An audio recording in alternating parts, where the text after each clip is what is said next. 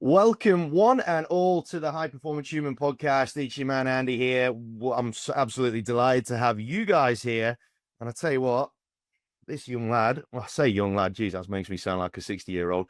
But I'm telling you now, this human being, he's got energy, he's got drive. But one thing I said in the little chat we had beforehand is he's doing it without being an arsehole, which is a fine balance to try and achieve. And he's doing it with a real aplomb. Sam Gordon is the director at Australian Property Scouts. He is a serial investor in the space of real estate, obviously. But I'll tell you what, the drive that this lad's got is undeniable. I'm sure we'll put all of his links and things into the show notes. And I highly encourage you to have a look at this guy because you can't help but be encouraged by the way that he goes about his business. Sam has been in the property game for over a decade now, comfortably, which belies his years on this planet, but he's putting it to great use, and he's doing it by helping a hell of a lot of other people achieve that target of retiring. What was it? Retiring 500 people by 2030, I think I read. Yeah, that's the one. Sam, a very, very warm welcome to you. How are things in your world? Andy, mate, thanks for having us on, mate. Things are good. Things are very good. I'm excited to be on here, mate, and sharing a bit of the story, man, and talking about being a high performing human, man, which I know you wanted to run through. Well, I'm really excited about this one because this for a lot of the people that are listening, Sam is one of the first ones where we're going to talk a little bit more about the money side of things. And the reason why I was really keen on having Sam come on to the podcast is the fact that, yes, money does drive a lot of the things that he does, but it doesn't come across as if he's obsessed with money. It's more about what the money can help you to achieve. And this is something that I think we really need to talk about in great detail because, as Sam and I were discussing beforehand, with money, you're in one or two camps. You're either demonizing it or you're pissing it away on get rich quick schemes in the hope that you're going to be the next Instagram star because you've bought some sort of Doge dog coin of some description, right? So we really need to break this thing down because I think there's a balance between the two, and I think Sam's going to help us do that. But first off, Sam, for the people that don't know who you are, my friend, please give us a bit of an elevator spiel, a bit of a rundown as to who you are and what got you to this point. Yeah, mate, for sure. So, mate, I'm the owner and director of Australian Property Scout. We're one of the leading buyers agencies in Australia. Mate, I was lucky enough last month to pick up Buyers Agent of the Year as well, which was really cool, which is through the REB Awards, which is the big real estate business organization that kind of oversees the whole of Australia. So it was cool to pick that one up. So yeah, man, also owner and director of School of Property, which is a property education kind of platform arm that we've kind of built off the side of Australian Property Scout as well. And also the host, mate, of another podcast as well, being the Scouting Australia podcast, where we talk kind of all things property investing, investor stories, mindset stuff as well, similar to what you obviously do. But kind of first and foremost, mate, out of everything, I identify as a property investor, man, a prolific property investor. I've been investing for 15 years on the dot now. So I bought my first one at 19, 34 now. And yeah, man, I love property investing. I love everything to do with property. Yeah, man. And that's pretty much what I live, eat, and breathe. Now, there's a few things I want to unpack with that, but before we do, the question that we ask all of our guests that come onto this show and that I'm privileged to have share the airwaves with me is what this whole definition of a high performance human is. I've got this belief where we've got four key elements being success, connection, influence, and happiness. But Sam Gordon, give us your MO on what you think defines a high performance human. Man, I think it really comes down to anyone that competes or operates at a very, very high level, right? To the top level in their field, but then also from a health and wealth and fitness sort of side of things as well. In my mind, that really defines someone that's high performing on that front. And then even to round out even the happiness piece, which I think all that sort of comes in to create someone that can perform at an extremely high level for an extended period of time. I think that last point is probably the biggest one. Do it for an extended period of time. It's not something that someone does for a month or even a year or something. A high performing human, they've learnt it, they've built it, and they've become it, and then that's who they stay. That's a lot of the time that's who they are, man. So yeah, man, that's probably my definition of it. They've learned it, they've built it, they've become it. There you go. There's FYI social team. There is your tagline right There there. we go. They've learned it, they built it. That was straight off the cuff as well, mate. Bang, bang. Love it. Seriously. What book did you get that from? The book of your own head. Amazing. Love it. Now, man, I want to dig into a little bit of your genesis. So you mentioned there, a lot of people say the word love quite flippantly when it comes to what they do, into why they are who they are and what they are, and so on and so forth. I get the distinct feeling, though, that it's absolutely genuine with yourself for a number of reasons. First off, the energy that you put out, it can't be faked. This shit, right? It can't be faked. Yeah, I get you. It just can't. But I'm really interested to hear, you said 19 was your first investment property. Yeah. And you've loved it the whole time. What was it at 19 years old that made you or helped you to discover this fire that you've got inside you for this field of work? Man, I think it goes back well before that. I think it was because I look back to like my childhood, yeah, and I grew up on a farm a few hours south of Sydney, just a small farm. But I remember watching my parents 7 days a week slog their guts out and literally just work all the time, nonstop. And man, I remember always looking at them, and I would help them on the farm, and I just think, man, I do not want to do this until I'm 50, 60, 70 years of age, and soccer at the time was my thing. I was always chasing soccer sort of thing. But I remember reading about Harry Triguboff, I think when I was about 13, 14, 15, something like that. I was quite young. And I remember reading about Harry Triguboff, and I think he had something like 3,000 apartments at the time. And for those of you who might not know who that is, he's the owner of Meriton, right? And so he builds service departments, and he'd been doing it since he was in his 20s with developing. And I remember reading about him and the size of the portfolio he had. And I always thought, if it doesn't work out in soccer, I'll go and play. I'll go and get into property and start property investing, because I knew a lot of people either made their wealth through property or they invested their wealth in property if they made it somewhere else. So that's where I think it always planted the seed in my mind. And then when I was 19, I was working. I'm a high school dropout. I dropped out right at the start of year 11. And because I was living down south of Sydney, but I was commuting up to Sydney I went to a sports high school in Sydney. And yeah, man, it was too much kind of travel and the HSC and all that sort of stuff at the same time. Plus I was playing semi-professionally at the time. So I decided to give away school and kind of work instead. And I'd work and train and play. And man, it was over 3 years. I saved myself about $30,000, and I was looking at buying a Toyota Supra, like back in the days, like Fast and Furious days and all that sort of, like the Jap obsession. And man, I went to school with like in Fairfield, right? So there was a very big Asian community there, and so there was a lot of the Japanese cars and stuff around, and man, I was around it a lot, and that was I really, really wanted one, but my old boy was a mechanic by trade. And so I'd always take him along, and he'd look at these cars for me and go, mate, nah, this is average. This is a piece of shit. This is no good. And so then he eventually, over time, I just got sick of it. And I was like, oh, well, and then he said to me one day when we were driving home from one of these in car inspections, he goes, mate, why don't you just go buy a house? Why don't you go look at buying a house for yourself? And that was probably the most advice I ever got from my parents around property investing or property in general. But it made me think back about Harry Triguboff. And I remember thinking about people made money in property.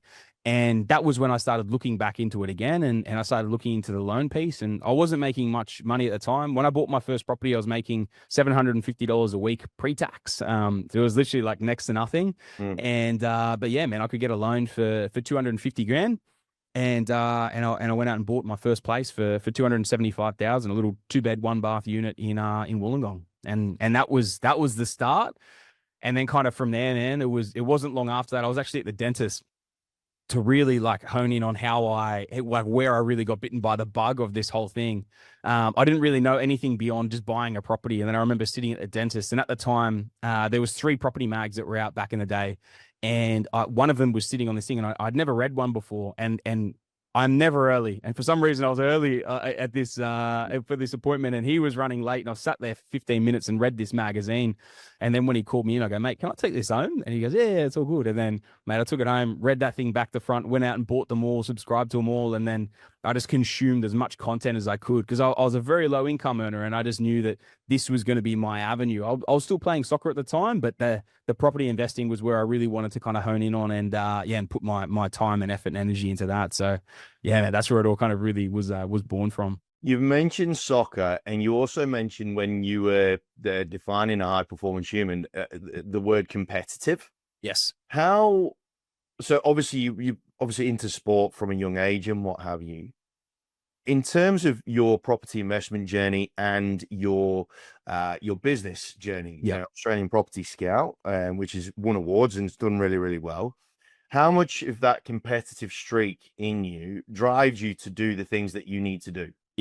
I would say it's probably my most key quality in how I've gone in life and kind of the level that I've gone to as well. Competitiveness is, yeah, it for me, it's everything. Trying to be the best and continually trying to improve and get better and better, both for myself and for the business and for clients, and being the best, man. And we're literally like super, super committed to that. And it's funny, we're 6 years into business now, and mate, we're only getting seen as getting better and better. And the quality just remains such a key component of what we do. And we never really look to change that. And we will never look to change that. And for me, that's almost like a competitive side of even though we're getting bigger, we're still getting better and better and better. And yeah, man, competitiveness is everything. I think, I look at a lot of people that maybe didn't grow up around sports and they don't have that real, competitive streak in them. And that's all right, because it can come in at a later date sort of thing as well. But I think that's where it really got bred into me. Was I played competitively when I was younger. I had an older brother, as well, that I was always trying to compete against. And yeah, man, it got bred into me from a very young age. I think it's a huge part of who I am now. I want to take a little bit of a left-hand turn. Let's go for it. What's your opinion on money? In what way? Do you have an opinion on money with respect to how you treat it, how you receive it, how important you see it in your life? Because you mentioned there when you mentioned you were in the car with the old man, Yeah, and you said that it took you back to reading about Harry Triggerboff, and you saw that it was a really good way to make money. Would you say that, I don't know whether it's because you mentioned that you were from a low income household and whatnot, that scarcity thing might have driven you towards it, but what is your general opinion on money? Because there are lots and lots of people, particularly in this 20 to 40 age gap, where they're either very, very flippant around money because they think it does literally just grow on an Instagram tree, or they are dead set against it because they feel that it goes against what being a good person is about, for whatever. What's your thoughts on money? Money makes the world go round, right? You can't do anything that you really want to do or realistically achieve almost anything you want to do without money. And I wouldn't say, I'm definitely not obsessed with money. I've come from an extremely frugal and scarcity mindset sort of family as well. And that's actually been really good for me. I don't say that in a bad way. I say it in a good way because it made me extremely conscious of money. And when I was a very low income earner, I was very conscious of not frittering away my money, and that I needed to save it for these things. And it's actually built it's a funny thing, is it's built a really strong mindset in me still around money. I'm still extremely frugal all the time. Like, I wear these shirts at the industry shirts, 2 for $50. That's literally all I wear all the time. And man, I'm completely fine with it. And it's funny because I'm in the factory, I'm in the studio above my garage where I have a Ferrari downstairs, so it's like, there's things that I love and that I will go and invest into like the Ferrari. It's been a goal of mine since I was about 5 years old. But at the same time, it doesn't mean just because I've made money, I need to go and buy Gucci or Versace or all these brand name sort of things. I have massive respect for money. It's one of those things, it can be amazing because of what it can give you, but at the same time, people can become obsessed with it. And then just when they finally come into it, they fritter it away. And I think coming from that real low income household, it's made me respect it in a massive way. And when I make it, I'm very careful not to just throw it away from that side of things as well. So, but ultimately, it's one of those things. It does make the world go round. Almost all the best experiences in world you achieve and you reach, and from a travel perspective and everything as well. Primary residence, like a really nice home, the car side of things too. Yeah, but to me, they're like big ticket sort of things as well. And I think I think looking at someone's daily expenses and daily habits, that's kind of the real key thing around money. And again, looking at cheap shirts. I've got the same bloody denim shorts I've been wearing for the last 2 years. I got like 2 pairs, and I wear them every year, just alternate every day. So I don't know, it's just a funny thing, man. Like, I think you can be respectful of money and still make a lot of it and not need to just piss it away at the same time. I think the key line that I really like from what you said there was you respect money. And I think That's probably the thing that we need to compromise to. We need to make a compromise towards. Yeah. I think there are plenty of self-help coaches or influencers or whatever you want to call them that would say, you know, become obsessed with money, become obsessed with making money, right? Your Grant Cardones and all those sorts of types, right? And good on them. They're in their lane, and you know, we're not going to knock them necessarily for that. But I think what that vernacular does is create a bit of a dichotomy. It creates a line in the sand between the haves and the have-nots. And it almost creates an air of belittlement towards people that have not got the money at the time.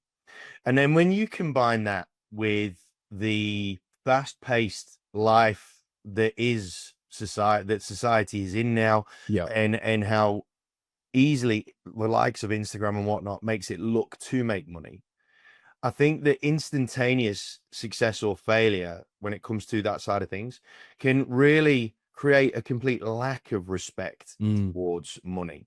And I think, I mean, look, I for one, I spent so much of my life being very much in the opposite, against money category, right? Yeah, right. Because you know, I grew up in a scarcity mindset. My mum and dad were conformists. They, you know, they police officers, so they lived their wage and worked their asses off. And Maggie Thatcher put pay to a lot of their hopes and dreams. And as a result of that, it's taken a hell of a long time for me to really become comfortable with money.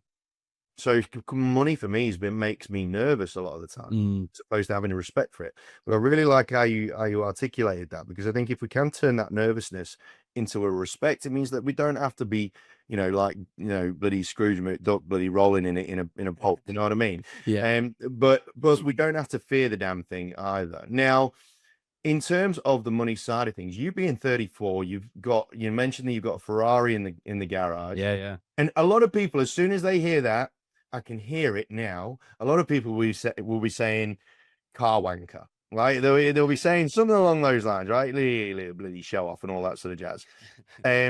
But talk to me about how you perceive those two different sides of the fence, because I think you've got a real nice spot in the middle of them, which is where we need to be. That's the healthy spot. Yeah.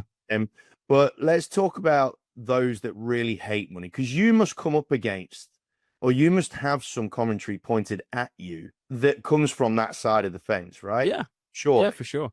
Yeah, for sure. I think I remember a couple of years ago, there was a news article that got released on me. It was when I hit 31 properties at 31.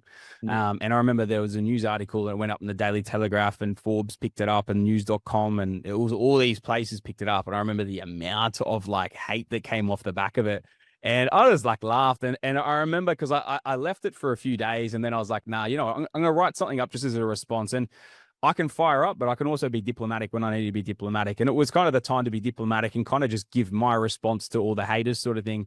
And I remember just saying something like, I came from an extremely low income base. I never made much money. Property was my vehicle to make money in it. I understood it. I learned how to manipulate it in a positive way, right? Like turn something that was people didn't see value in, and then create value out of that, and be able to make a profit off the back of that. And then build out cash flow. So, you know, I didn't make much money out of it as a PAYG income earner. And that was my vehicle to make money. So some people, you know, have professions where they're very good and they make a lot of money out of doing that. I didn't have that. And so this was my vehicle to go down that avenue.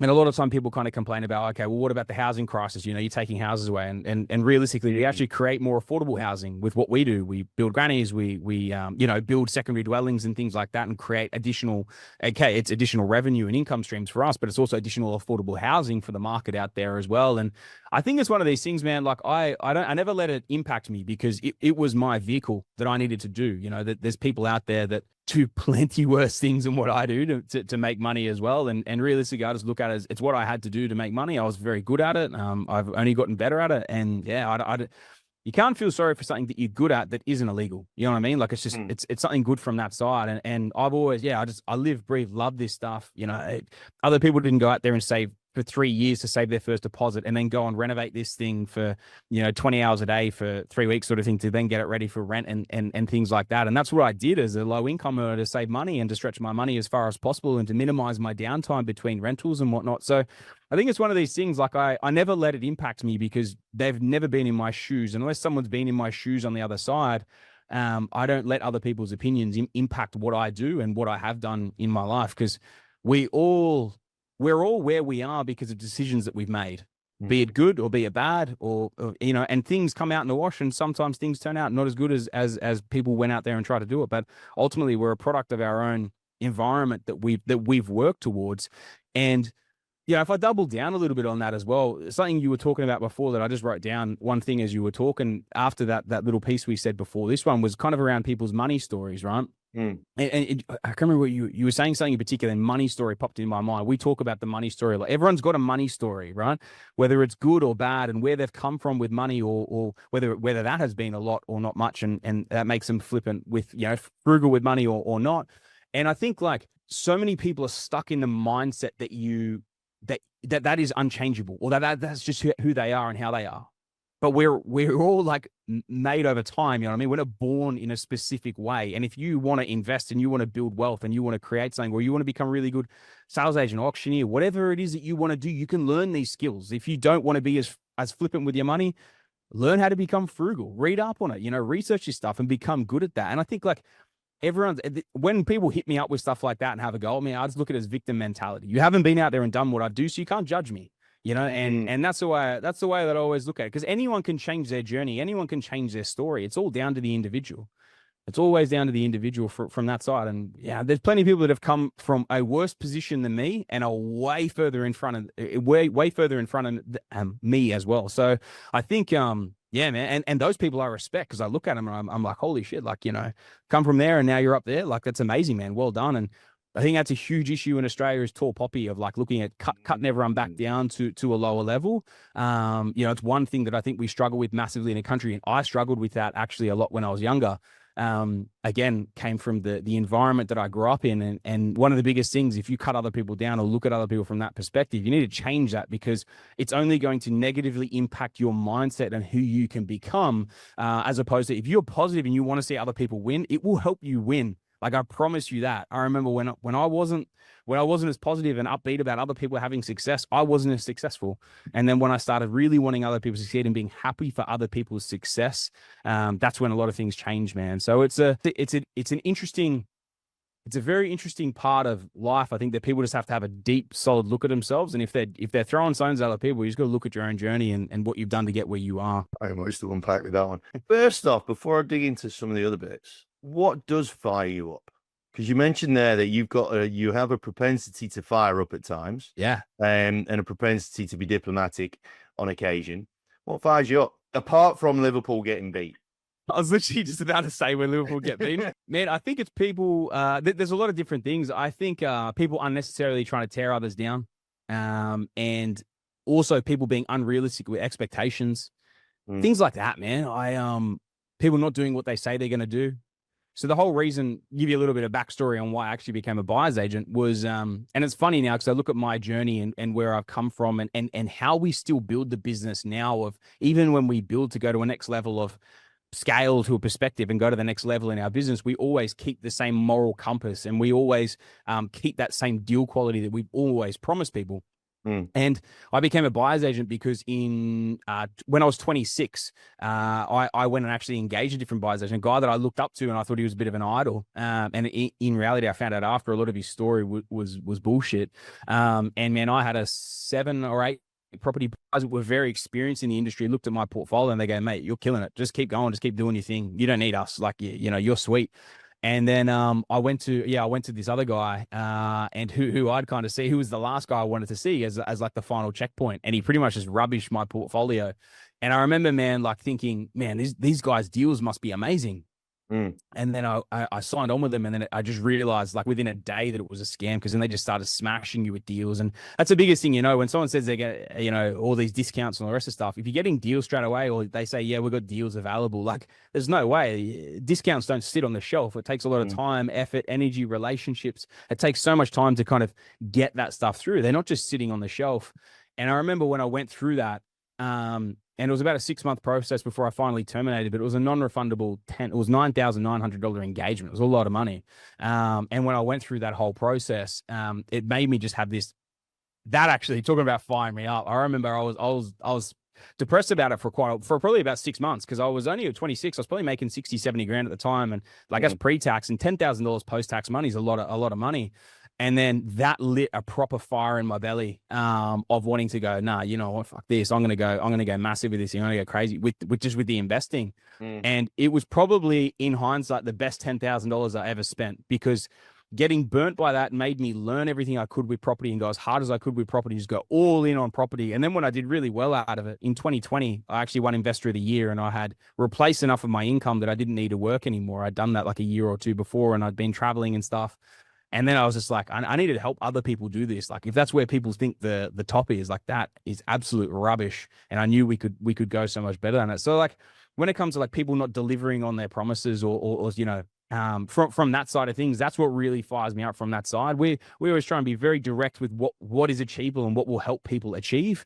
And then we go out there, and if we can, obviously we try and over deliver on that side of things as well. So I think it always comes down to like people just not being realistic, and not being true to their word. I think that's the biggest thing that probably fires me up more than anything, is that side of things. I bet you would cop a little bit of, oh, look at this get rich quick sort of caper, right? I would have thought you would cop a little bit of that. Not too much, because like we always portray that like a portfolio, like to create something significant in property, it's not an overnight thing. It's something I always say. It's not overnight. If you're thinking we're going to retire you in 12 months, like unless you're coming to us with a couple of mil in the bank and we're just, doing deals in cash, it takes time to build a portfolio. So the only people we get that come through that are occasionally like that are people who actually haven't watched our content or listened to our content, because we're very open with the fact that, it could take you, if you want to build $150,000, $200,000 per annum, net income portfolio, it might take 5 to 7 years to build that portfolio, and then maybe another 5 to 7 for that to come to maturity from that side of things. So it could be a 10 to 15 year journey to be at 150, 250,000 plus per annum net passive, but it depends where you're starting on. And again, man, that's why we always just try and be super direct with someone's position when they come in, and give them real tangible sort of timelines on what they can do. We don't cop too much. I used to a little bit back in the day, but that was because we were a lot lower volume when it was just me, and like the discounts were huge. The market was dead, like especially like COVID times, man. Like some of the discounts back then were crazy. Yeah, people thought that was that they were bullshit, but like, man, that was the market. That was crazy in 2019, 2020 was nuts. So Now, man, like going back to some of the stuff that you said before, yeah, and when when you were talking about what fired you up, and you mentioned about things that like taking a walk in my shoes and taking a walk in that whole conversation right there. yeah, I think that a lot of people, and I'd like to get your take on this. This is a little bit of a side thing. I think a lot of people worry too much about other people's shoes, as opposed to really coming to understand where they stand in their own shoes, right? yeah. I've got this, and this is where I'm hoping that you might be able to help some of the people that are having a listen with this, because you obviously identified where you were in life, who you are as a person, and how you want to rock and roll moving forward, right? Yeah. And you were fortunate enough to be able to identify that at a relatively young age. Now, whether you consciously knew it at the time, that's another question entirely. But you knew, you had something in you that knew that this is the path you wanted to go down and whatnot. And you were very focused on building your own path.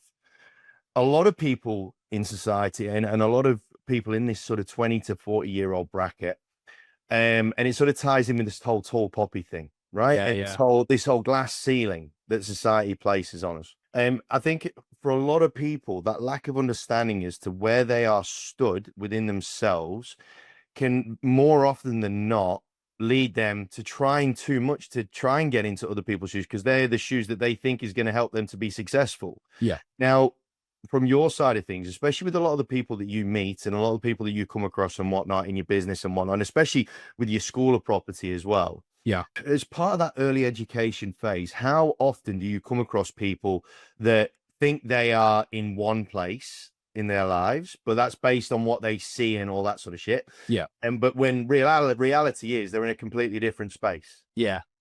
You caught that a lot. Like, how do you help people to identify that? You'd probably say 15 to 20% of people come through with, it's more unrealistic expectations, and not from a bad way. They just think so much more is achievable than is reality, right? So like, I get a lot of people that come through, they come to me with maybe 100,000. They're like, and we chat about their goals, and they're like, oh, well, I want to achieve 250,000 net passive in 5 years. And I'm like, whoa, like, Okay. and I'm like, how much are you making at the moment? Like 150 grand, something like that. They're normally the sort of scenarios. And I'm like, okay, so, and this is, and I never say this in a condescending way. What I always do is I paint the picture and I provide the lay of the land with the way that I see it. And I'm like, okay, so let's just say, let's call that in the middle. You make 125 grand a year and you want to make 250,000 per annum net passive in the next 5 years. You're talking about 2 years of your annual income condensed into 1 year to come in on autopilot for the rest of your life. And we're starting with that amount. Like, it's just like, it's an unrealistic expectation. And then I kind of walk them through the foundationals of what we have to go through to then build the equity, like to build the asset base, which allows us to build the equity base, and then rolling it into, say, cash flow deals and things like that. There's a strategy and like a realistic process that we can go through to get to this, but it's not 5 years on 125 grand a year with 100 grand deposit. Like, what we really do, and we're fortunate because a lot of people listen to a lot of our content when they come through, so we don't cop too many that come through with the unrealistic expectations, but it would at least be 10 to 20% that do sort of have those kind of lofty goals from what is achievable. And man, it's most people are very receptive to kind of hearing that feedback once you lay it out. And I think the biggest thing where people make mistakes is people go to someone with that and they got 100 or 150 grand. They're like, yeah, man, no worries, we can do that. And they just go buy them 2 properties and they never hear from them again. They're paid, they're happy. Like the consultant might be paid, happy, and moves on and whatnot. But for us, we always try and paint a very realistic picture on what is possible. And then this is the way that we'll do it. And then we strategize around that. And yeah, man, again, like I think going back to the process or the journey of when I got burnt and going in with my expectations, and then this was the delivery, which was terrible. Man, it was it's one of those things, man. We try and paint it very early in terms of what that journey is, and then how to really scope it out. I think that's where a lot of people fall under, is they just have unrealistic expectations for how long true wealth takes to build. It isn't overnight, and that's why we never portray anything like overnight success. And to me, 5 years is overnight success in property. You look at my journey; it's 15 years to kind of get to where I built, and it takes a solid 5 years. You can build a good portfolio, but it's got to mature. It's got to have growth. It's got to have yield growth. You've got to debt reduce, all these sorts of things. They all take time in property. It isn't like shares where you can liquidate in a day sort of thing. It takes time to build this thing out properly. But that's why once you build it out properly, and the key word here is properly, that's where it does go on autopilot for life. You know, let's say if you could build that out in a 10, 12, 15 year window, if you're 20, 30, 40, and then you have that for the next 50, 70, 80 years of your life, man, that's a pretty good position to be in, to have something like that. The other thing I love about property, rents almost always go up with or increase beyond CPI inflation, right? So, if you have a portfolio today because people will say, oh, well, 250 grand portfolio today, it's going to be nothing in 30, 40 years, but it always increases in line with or above, I found, in the last 15 years. And when you look at it historically, it always outperforms it from that side of things. So you're going to be in a better position, if anything, in 20, 30 years. Where did you get your patience from? My patience. I learned patience through business. So the first probably I'm in my 6th year of business now. I probably didn't properly learn patience until I was probably 3-4 years into this journey. As a property investor, I had no patience. When people told me no, when I was in my 20s, when I was banging on everyone's doors, give me money, like trying to get more lending.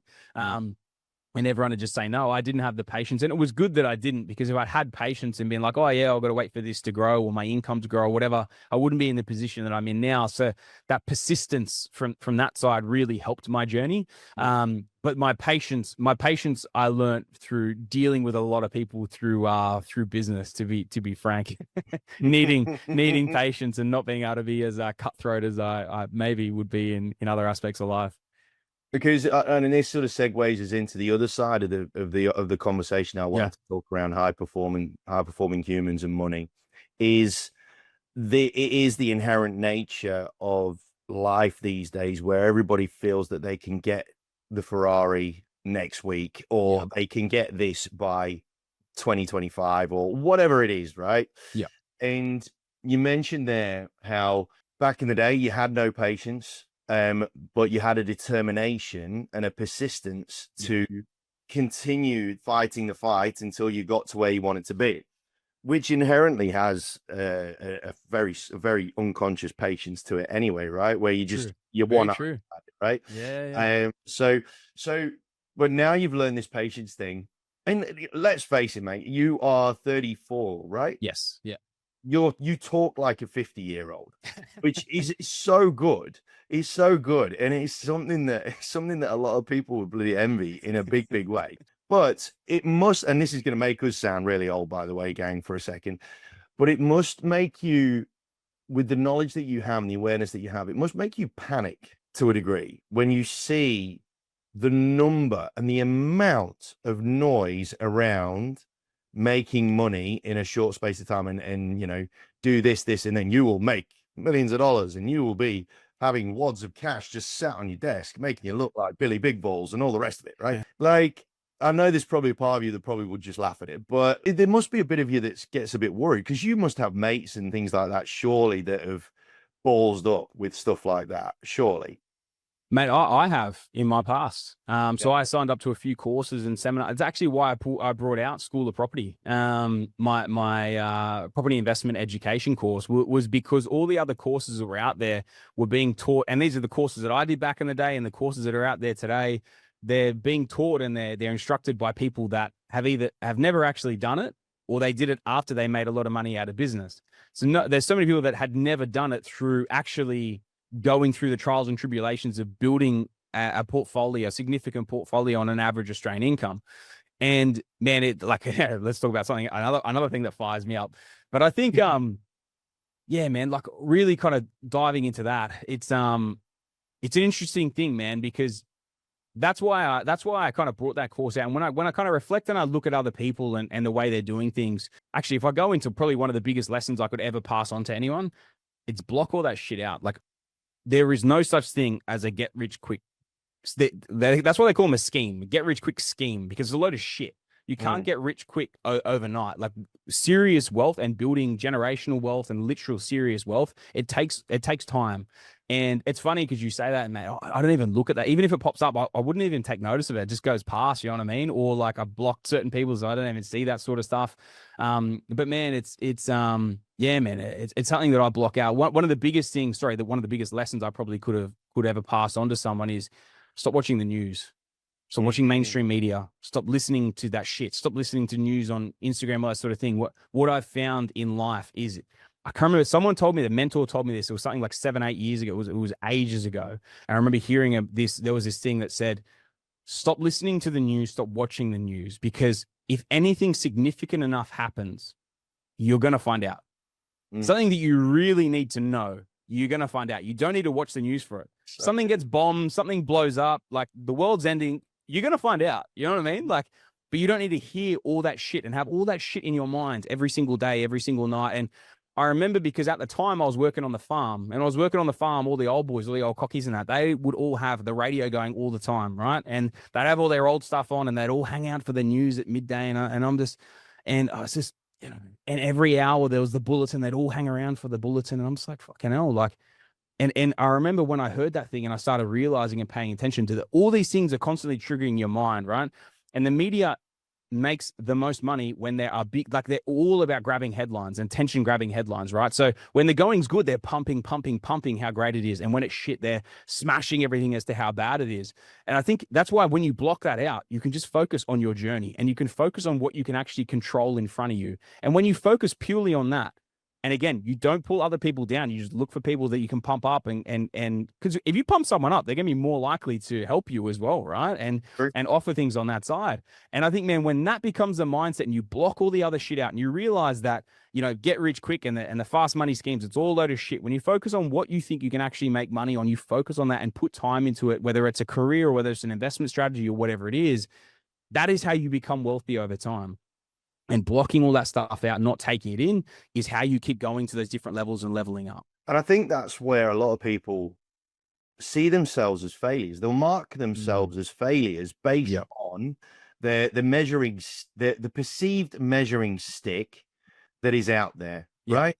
And I mean, and I know that you start to see every so often, you'll hear The Rock talking about the $7 he had in his pocket and all this sort of stuff, right? But very rarely, like no one in a position, maybe not necessarily Rock, but anybody that's in a position of prominence, they never actually show a defeat or a loss or a fail. They never actually show one, right? And nor did they think that they had anything worth saying when they were going through the process of building up, like yourself, like me, like whoever, right? And I think the challenge that we have here is that what we need to try and help a lot of people to instill in themselves is that just because someone says that they did it in a year, or you see this amount of people do it over the course of time, you can't knock yourself if you don't get it done in the same amount of time, because chances are they're bullshitting, and it was done a lot longer than that, and it took a lot longer and a lot more effort, and or some shady deals or whatever it is. But I think that measuring stick of time, you've mentioned time so often in this conversation, and I think it's great, because I think that's something that hasn't been mentioned as much on this podcast as what it perhaps should. Is that thing of time? It's your time, it's your journey, it's your clock. And I think what Sam's really, really brilliantly pointing out here is that you can only run to the clock that you're working to. And that's something that we should all take away. That's something that Sam's done, and he is the product of it, of staying focused on what he wants to do and what he wants to achieve. And I think, and that's one of the hardest bits, I think, these days, is trying to quieten that white noise down, man. It's so hard. It's so difficult. Something else as well, mate. Something you got me thinking about so much here as you were kind of saying that, man. Like, I guarantee you, anyone that has gotten to the top, they have failed on a few things on the way up. You cannot get to the top and not fuck some things up. It's just the journey. And if you don't, you're never going to get to like a really high level if you don't make some mistakes along the way. And realistically, you're probably not trying hard enough. And you're not going hard enough. And I think like it's all within reason, right? Like those people who might already have a family and they might already have a primary residence and they've got some debt around that. Like if I'm looking at it from a property, investing perspective, there's things that you have to be mindful of. And obviously you don't want to throw it on the table and risk it all. But at the same time, there's not going stupid levels, and then there's also not going too conservative. You're actually not going to get a nicely compounded result because you're still having a good go at this thing. And I think that the hardest thing that I see, and probably the most common thing I see, is those two ultimate extremes. People wanting to go, oh, I want to retire on 250,000. Let's use that example again. But I just want to buy like a property a year sort of thing, or maybe a property every 2 years. But I want to get there in the next 5 or 10 or something. It's like it doesn't work, you know what I mean? And you got to put everything into relevant positions. And we're talking about high performing, right? So we're talking about people that are aiming for the top. And if we're talking about aiming for the top, if you're not making mistakes through your journey, you're not trying hard enough. It's as simple as that. You want to be a high performing human, you're gonna make mistakes. You don't learn anywhere near as much from your wins as you learn from your mistakes. You always remember your mistakes. And all those people that are right at the top, they don't portray it. I guarantee you right now, they would have a huge list of mistakes that they've made through the journey. I look back on my business. I look back on my property investing. There are so many mistakes that I made there along the way, but they made me better. They made me so much better from that front. And if you're trying to be a high performing human, but then you're taking these easy steps and you're taking that easy road, you are not going to become a high performing human. It takes conditioning and it takes time. Exactly as we were kind of saying before, it takes that time, it takes conditioning, it takes pressure from that side of things as well. And pressure comes from pushing hard. And you want to become high performing, like that's what it takes. You know what I mean? From that side as well. You think about even something like an ice bath, right? We're talking about, from these side of things. An ice bath isn't easy. No one really enjoys an ice bath. You enjoy the benefits of it after, but when you jump in ice, it's fucking freezing, right? It's freezing cold, but it's mad, and you get an amazing result. Business, investing, saving. No one likes saving. People do it because they might be good at it, and it gets to a purpose. But it's there for a purpose, And I think like this is people just think, man, I actually like the more we talk about it, I actually love this concept of your podcast because, man, like it's a massive paradigm shift people have to go into. If they're sitting in one corner, one category, and they want to go to another, you can change it, but you've got to go through the hard yards of life to change that. And you've got to push yourself and go to that next level. And then you can get there. Anyone can do it. I look at a lot of the younger, both buyers agents and clients that I work with, and sometimes like they've got big goals and I know I have to push them and they want me to push them. And sometimes they don't like how hard I push them, but they love the result they get at the back end. And then they thank me for it at the back end of it as well, because I pushed them to a level that I knew either as investors, I could take them and they'd be safe from it. But even as buyers agents, I knew if I pushed them to that point, they would get to that level. And I think that's super powerful to when you kind of understand that and you realize that, and it really clicks that is what can happen. That's how you become a high performing human, by continually pushing and pressuring yourself. Now, I love that. That's going to be an awesome highlight, by the way. Now, one thing that I know I can hear from my audience right now is it's all well and good for you to say this, Sam, but there's always a but. But I, like you said, like you mentioned before, I've got a kid. Yep. I have got a house. Mm-hmm. I have got debt. You're telling me that I'm not working hard enough? Well, fuck you. I'm fucking working my ass off, working however long, then trying to be a parent. But are you working smart enough? Bills. Are you working smart enough? There's always a rebuttal to everything, man. So let's dig into that. Let's dig into that because I like your early retort, because what I find when we as leaders, and I'm saying that in inverted commas because we're all trying to work it out as well, gang. But it's easy for us to say something along the lines of, "Are you working smart enough?" But then it becomes become a very condescending sort of style process, right? Yeah. And the last thing that a lot of those people want to hear is, "What do you mean I'm not working fucking smart enough?" Right? It's not like I can't go and reverse some of the decisions that I made. It's not like I can go and fucking put a condom on like 7 years ago and whatnot. And nor do I want to, because I love my kid. Yeah. And so, and I'm doing the best that I think I can do, given the parameters that I have fallen into. And this is one of the biggest things when it comes to the High Performing Human podcast is, how can we help those people? Because I am with you. I do believe that high performance is accessible to way more people than what they realize. Yeah. Well, how can we help them in a way that just doesn't make them feel about this big? Yeah, mate, it's a great point. And man, I feel for those people, because what I always come back to is I was one of those people. It took me 3 years. Like I made, it was $750 a week. I remember I used to clear $584 a week from that $750 a week of pay. Like $584 a week. I wasn't a high income earner. I was a very low income earner. It took me 3 years to save my first deposit. I'm not saying it's easy.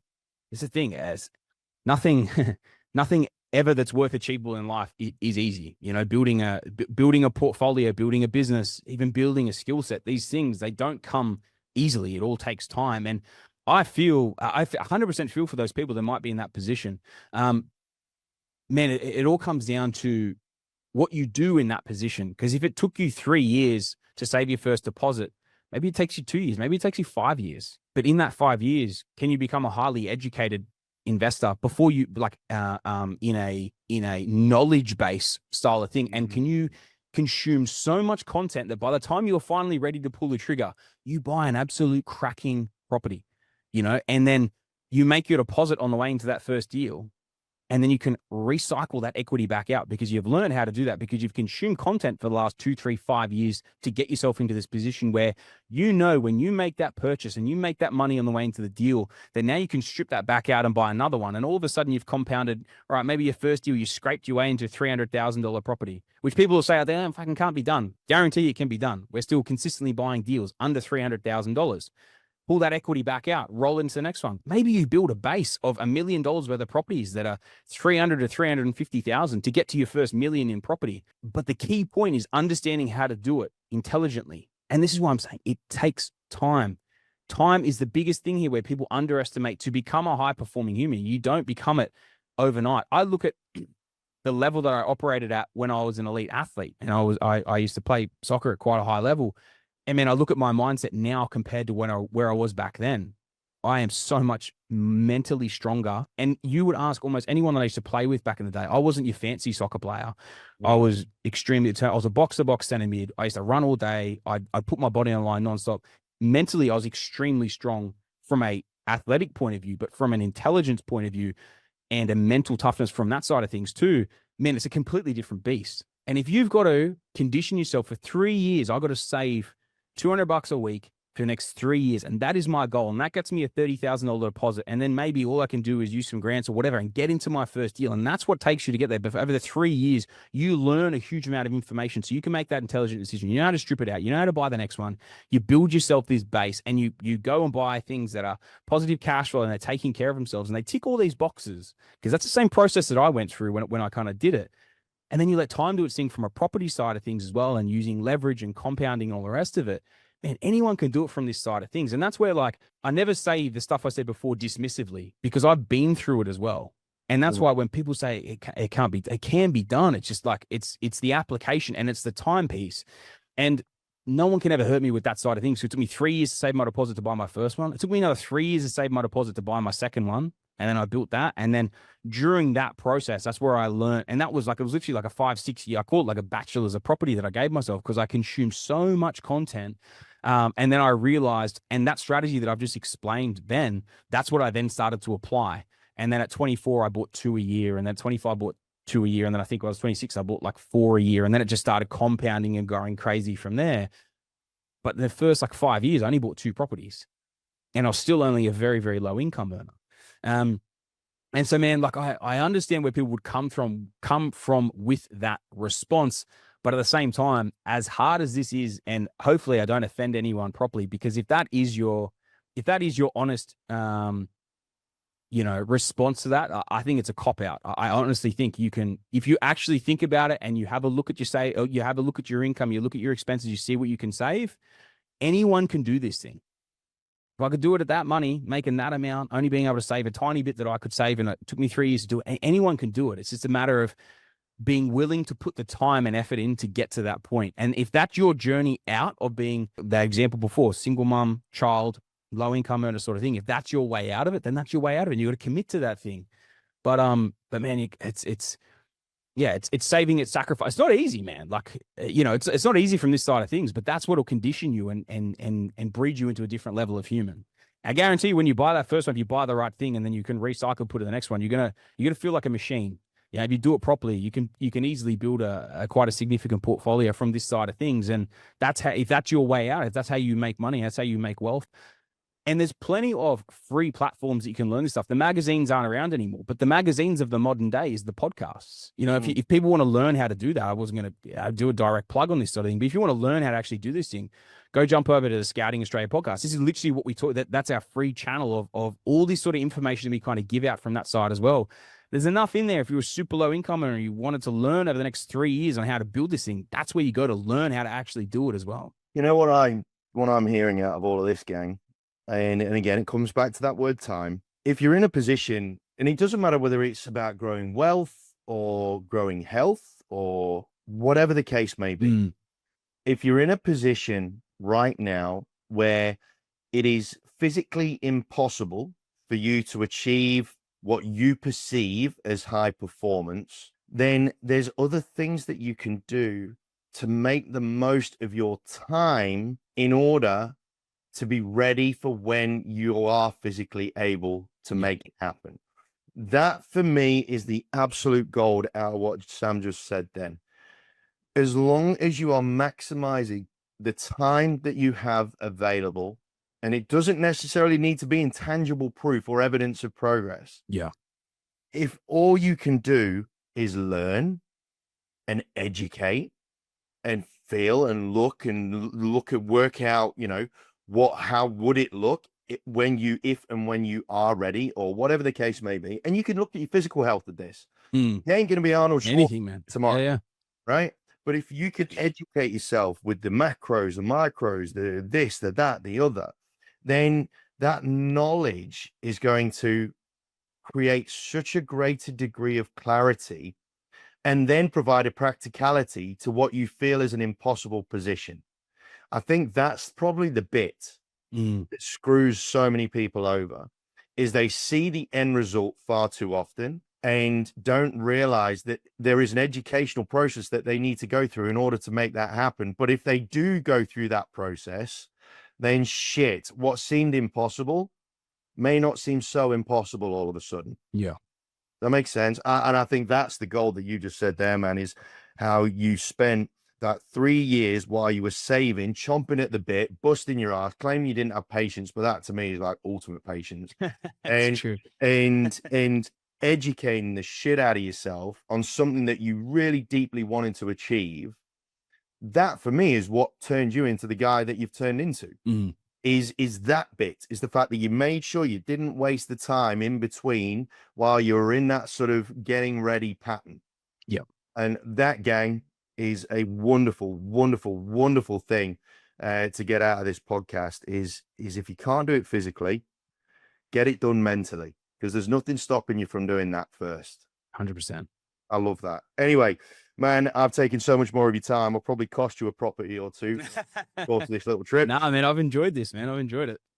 One final question that we always end on these days, Yes. which I am looking forward to asking you, Okay. is, mate, when it comes to what you perceive as high performance and what you want to achieve as high performance, Yeah. what's the one thing missing out of your game right now? Man, I think my one, it's funny because I remember you sent through a couple of questions for me to kind of prep up on just in prep to this thing. And man, I think the one thing I'd probably think of for myself in that respect would be I don't block in enough breaks for myself. And I know from past experience that when I have enough recharge time, I operate at a really, really high level.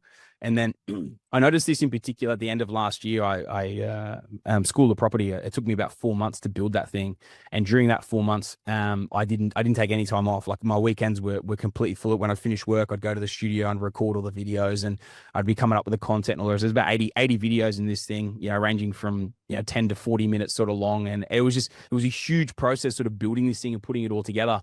And when I got to the end of it, because obviously I was doing everything with the business side of things as well, I was absolutely cooked. And I worked right up until I always work right up till Chrissy Eve. And then, man, I was cooked. I was recovering for like a week before I was even operational in the holiday mode, And, man, I think for people trying to operate at a really high level, I've realized like many times over the years, I didn't take care of myself during that period. But I realized how important actually having breaks is. And sometimes that's even just capping workloads during weeks. So we've got, I'm not sure the date you're releasing this, but in 3 weeks, I think in 2.5, 3 weeks, I think it is, we've got a summit coming, a live summit. We've never done it before. And there's a lot of sort of prep going into that side of things and everything as well. And yeah, man, like I'm looking forward to when that quarter finishes. I've got a little break coming in after that, because it's just one of those things that I've noticed with myself. I can run myself of like 70, 80 hours sort of plus weeks. And then I'll cook myself on that front. And I know that I'm not performing at my highest level when I kind of do those weeks back to back to back to back. And so kind of like capping myself even from a daily perspective, so I don't cook myself, but then also I try and put breaks in quarterly to kind of really recharge the batteries. Because it's a funny thing. I think when you're first starting out and when you're an entrepreneur and man, hustle is super, super important. And I think if you're very early, you got to be wary of how much you cap yourself, right? I'm at a different level now. But I think when you're very, very early and you're trying to make something of yourself, the hustle is real, and you do want to push as hard as you can for as long as you can from that side of things. But I know from the situation and the position that I'm in now, I know that when I don't take those, I'm not operating at my most elite level. And that for me, you know, at this point in the business is probably the most important thing rather than me punching out 80 hour plus weeks. So I think, yeah, man, I think for me that's probably the biggest thing that, but it's a huge thing. I think for everyone is reflecting on where they are, you know, on what they're doing and what could be better in their schedules, in their lives, in the things that they're doing as well. And then optimizing. It's continual optimization, you know, self-reflection, continual optimization just to get better and better and better. Would you say you're addicted to what you do? Yeah, 100%. I train, man. I've trained every day for as long as I can remember. I train every day. I do saunas, ice baths almost every day. If I run out of time, I don't do them. But for the most part, I do saunas and ice baths almost every day. Yeah, man. I'll get up super early. I'll work first thing, and I'll go do that little schedule, and I'm back, and then I'll work. And I don't know, man. It's I don't know what I'd do if I stopped. I've worked long enough. I've built up enough that I wouldn't need to work. But I couldn't even think. I go travel for a month. I get bored. You know, like what do you do outside of that? So I'm definitely addicted to what I do. But I don't know, mate. I think if you love something that you do enough and you're passionate enough about it and you do get addicted to it, I don't think it's an unhealthy thing. You know, if that makes sense. No, man. If it lights your fire, why the fuck not? Yeah. Why not? And one day you might wake up and it's not lighting your fire anymore, and then that's when Exactly. you flick the switch, right? Definitely, man. Definitely. Amazing. Hey, look, Sam Gordon, man, I can't thank you enough for the time that you've spent with us. The energy, the passion, the knowledge is just undeniable as to what you do and how you do it and how you go about it. How could it not be when you've got to the position that you've got? And I love hearing the backstory. And all being well, my goal out of my conversation with you was to hopefully create a greater degree of relatability towards someone that is at that level that a lot of people look at and feel that they could never get to. Yeah. Fingers crossed, we've just lit a little path that might help them get there. But we will make sure, team, that we will put all of the links to the school, to Sam, and all of the rest of it into the show notes. So make damn sure you click on that, follow the guy. Aside from anything else, he's just a good guy to follow. Don't follow the news, follow Sam. Sam Gordon, mate, thank you so much for your time on the High Performance Human podcast. Andy, it's been a pleasure, mate. Thank you very much. Team, thank you for joining us once again. As always, stay safe, healthy, happy. Have yourselves a wonderful day, and we'll catch you on the next one. Take care.